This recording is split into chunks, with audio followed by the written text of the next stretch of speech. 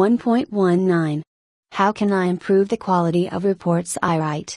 I do project progress reports, variance reports, and proposals. The best reports are accurate, brief, and clear. If the report is for a specific person, always take into consideration what that person finds useful.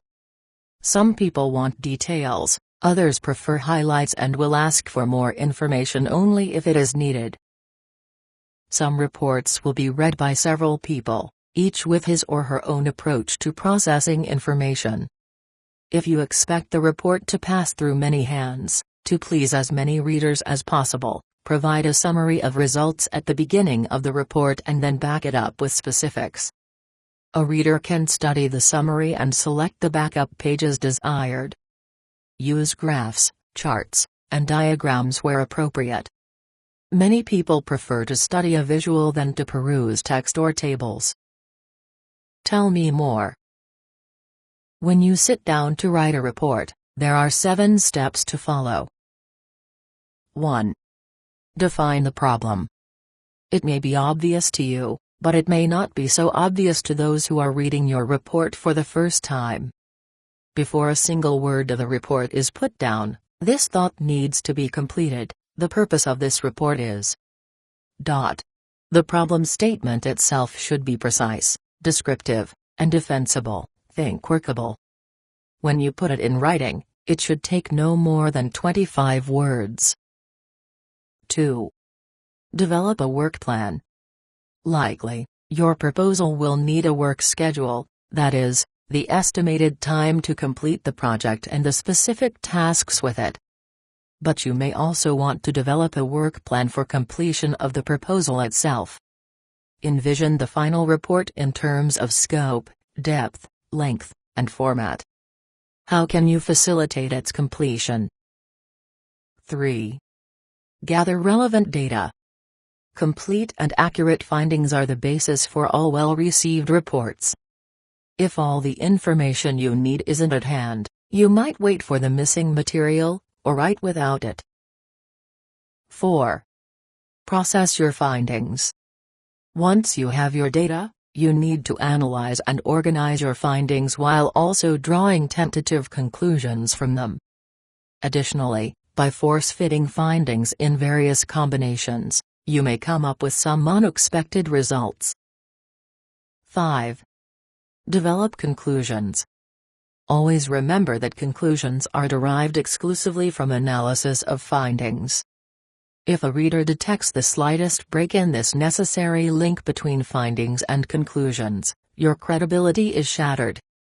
Only when conclusions naturally flow from documentable findings can the reader trust your writing. 6. Generate recommendations. The final step is extracting recommendations from the conclusions. Arrange your ideas by priority and sequence, making them consistent with the problem statement, providing options whenever appropriate, and expressing them in a manner most likely to secure their acceptance. If you have some doubts about the finished document, you may want to show it to a colleague to review. This review provides a final check on the accuracy of findings, the logical consistency of the conclusions and recommendations, and the tone and readability of the document.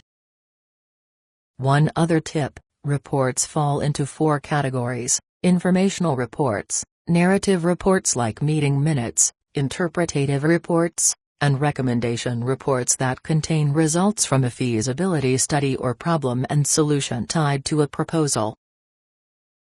Informational reports contain the following: executive summary, overview, background, work completed to date, work in progress, actions initiated, anticipated problems, forecast for the next stage.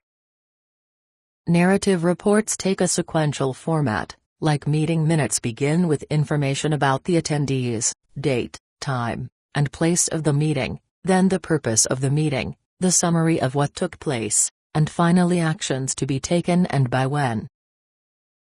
Interpretive reports follow this model. Executive summary. Overview, background. Present situation. What's being done to pursue the opportunity or solve the problem and the time schedule. Expected results. Recommendation reports have different formats, depending on their purpose.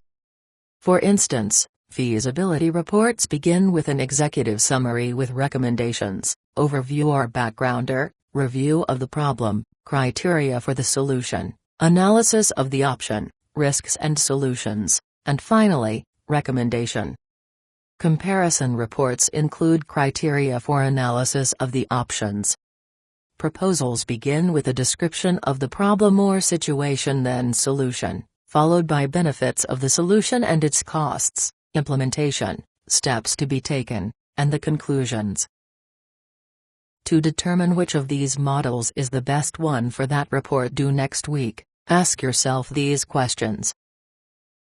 Why am I writing this report, and how will it be used? Am I trying to persuade, inform, report, request, or analyze? Do I want the reader to take action or to simply review my report?